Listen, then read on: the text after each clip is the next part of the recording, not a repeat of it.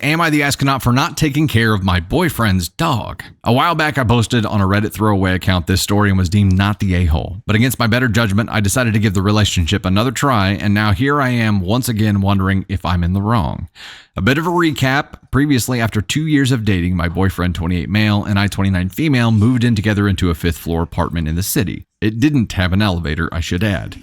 He had his dog, 4 years old, Pudge, and I had mine, 10 years old, Ivar, which we brought with us. We had been taking care of them on our own separately until moving in together. At first, we had our routine. We'd go for a long morning walk before work. I'd come home on lunch to potty the dogs by myself. Then in the evening, we would go for another long walk together.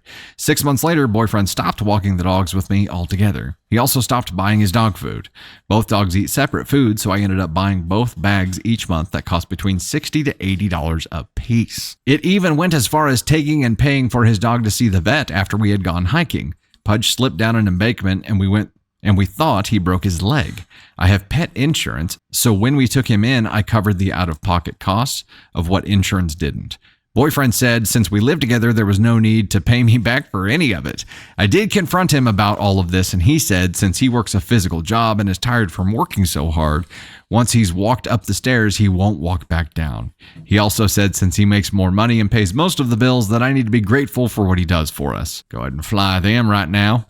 I told him none of this was fair to me or his dog, but he just responded with, since I am doing it all with Ivar anyway, it shouldn't matter that I do the same for Pudge. I then refused to take Pudge out in the morning and evenings. Pudge would whine at the door when I left without him, and I felt really bad for leaving him. But for about a week after, boyfriend would come trudging down the stairs after me with Pudge in tow.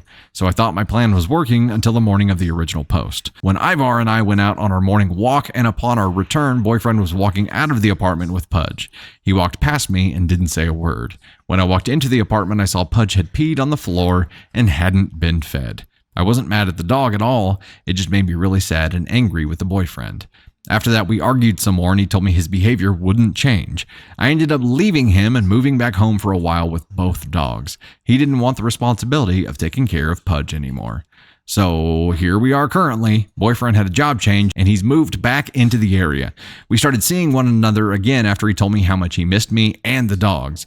He bought a house that has a nice sized yard and wanted us to move back in with him. I've been here 3 weeks now. The dogs and I are settled in and everything has been pretty nice. Here is where I think I might be the asshole. He still hasn't apologized for how he behaved when we were living in the apartment.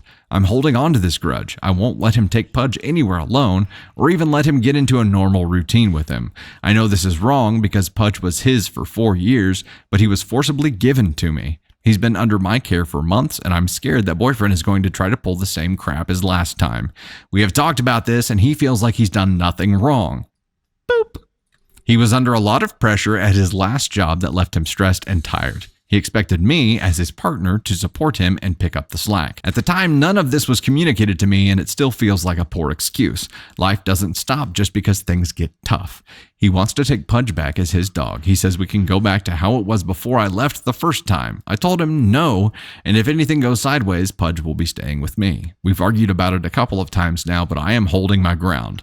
I'm not sure about our relationship. I think I was too swept up in the familiar emotions and jumped the gun to move back in with him.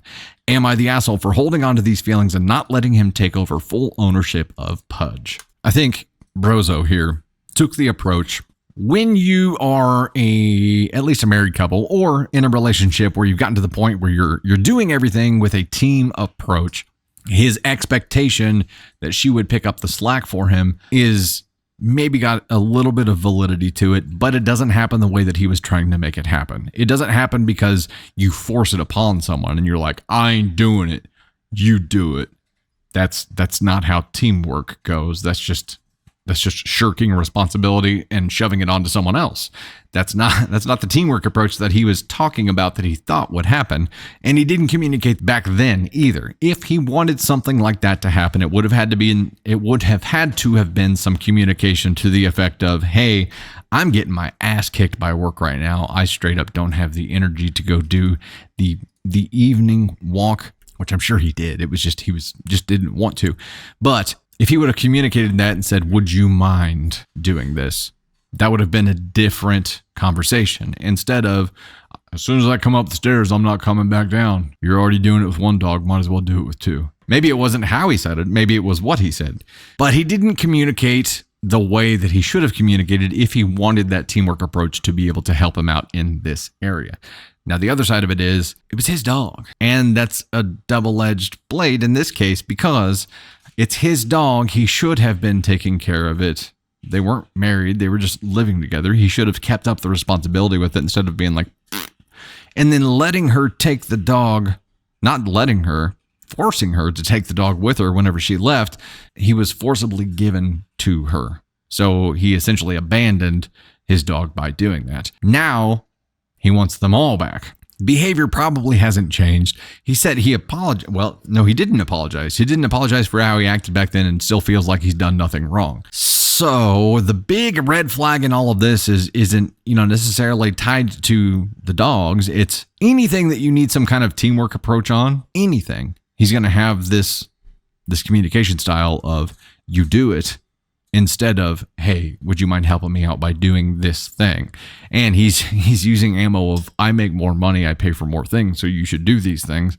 Brozo move, not smart. How has that changed? Is that different now? The biggest red flag for me was how he looks at a partnership and how he looks at him being the primary breadwinner as the dictation of how things should be split up workload-wise. That's a huge problem because it's going to affect so many other areas in life. How he abandoned his dog is another huge red flag. I mean, there's an emotional detachment there that can't be overlooked.